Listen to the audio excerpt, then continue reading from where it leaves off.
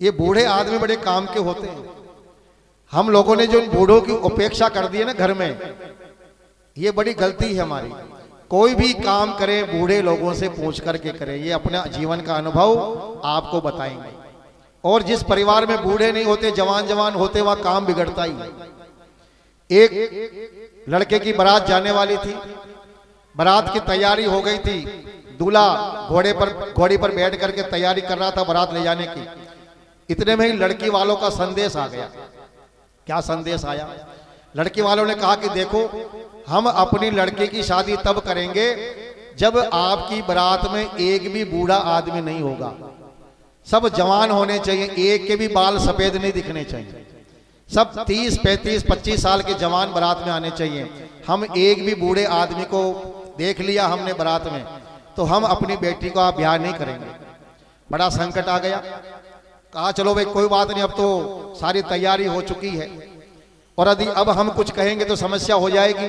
तो बूढ़ों से कहा कि जो दादाजी थे, फूफा जी थे, उनसे कहा कि अब आप तो यहीं रहो, कि जो जवान जवान हैं, दूल्हे के दोस्त हैं, वही जाकर के फेरे करवा कर ले आएंगे दुल्हन को।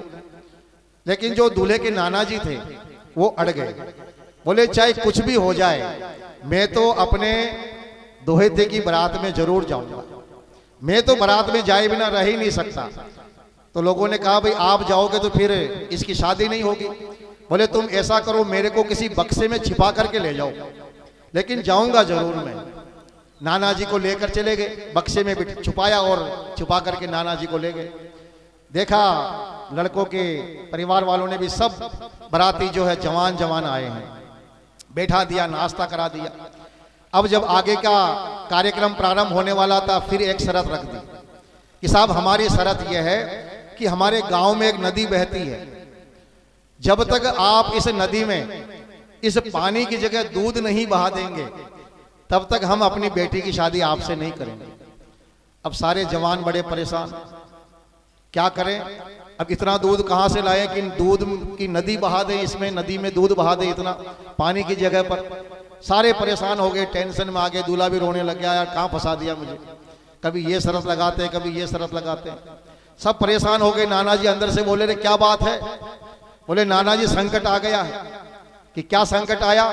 बोले एक शर्त और लगा दी है कि जब तक नदी में पानी की जगह दूध नहीं बहा देंगे तब तक ये लड़की की शादी नहीं करेंगे।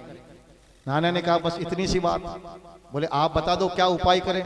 बोले तुम जाकर के ऐसा कहो लड़की वालों को कि हम दूध बहाने के लिए तैयार हैं, हमने सारी व्यवस्था कर ली, हम दूध खूब मंगवा लिया है, हम इस नदी में दूध बहा देंगे, लेकिन तुम पहले नदी का पानी तो खाली करो, बाद में हम देखेंगे।